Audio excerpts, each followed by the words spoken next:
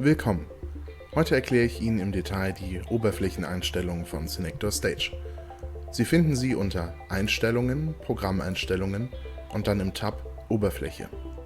Dort können Sie verschiedene Einstellungen der Benutzeroberfläche anpassen, zum Beispiel die Sprache. Derzeit unterstützen wir Deutsch und Englisch.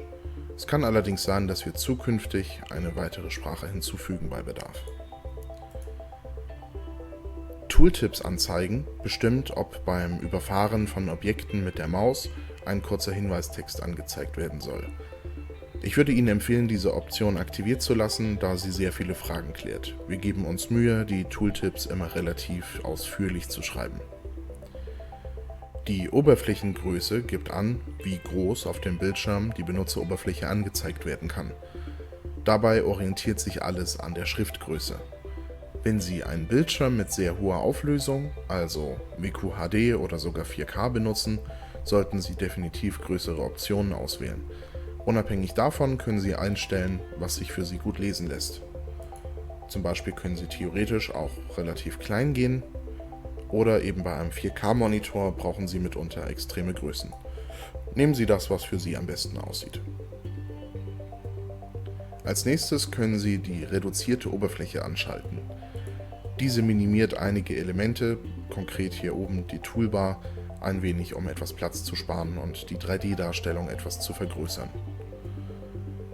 Das Farbschema bestimmt, welche Farben in der Oberfläche verwendet werden. Standardmäßig ist es die Kombination Anthrazit-Blau. Sie können aber je nach Geschmack auch eine andere Farbeinstellung wählen. Die Timeline-Größe gibt an, wie groß das entsprechende Element, also die Timeline, hier unten dargestellt wird. Manchmal ist es hilfreich, um schneller zu sehen, welche Kapitel man auswählt, aber probieren Sie einfach rum, was für Sie am besten passt. Die Position der 3D-Arbeitsfläche ist insofern relevant, als dass es sich bei der 3D-Arbeitsfläche immer um ein 16:9 Bild handelt.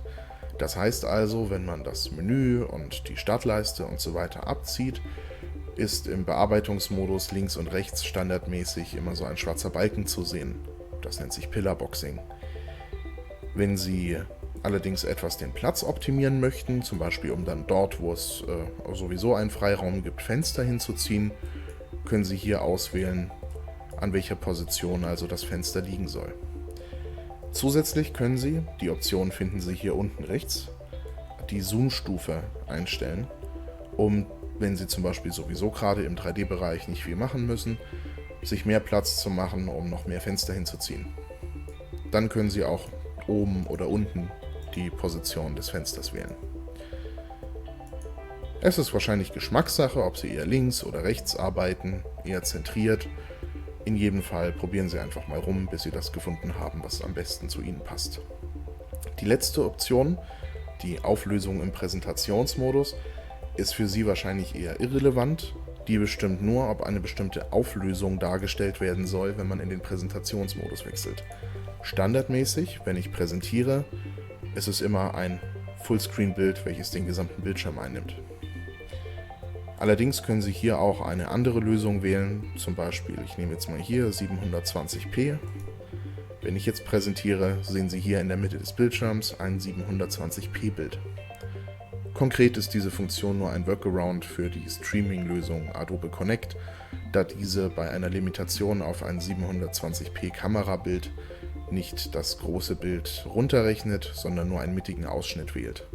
Für Sie wird es wahrscheinlich irrelevant sein, also können Sie die Option getrost auf Standard lassen. So, das waren die Oberflächenoptionen. Ich mache noch einen ganz kurzen Ausflug in den Tab Sonstiges. Hier können Sie außerdem einstellen, ob die Anleitung sich automatisch öffnen soll, falls Sie sie hier deaktiviert haben. Alles klar, das war die Oberfläche. Dann viel Spaß beim Basteln und bis zum nächsten Mal.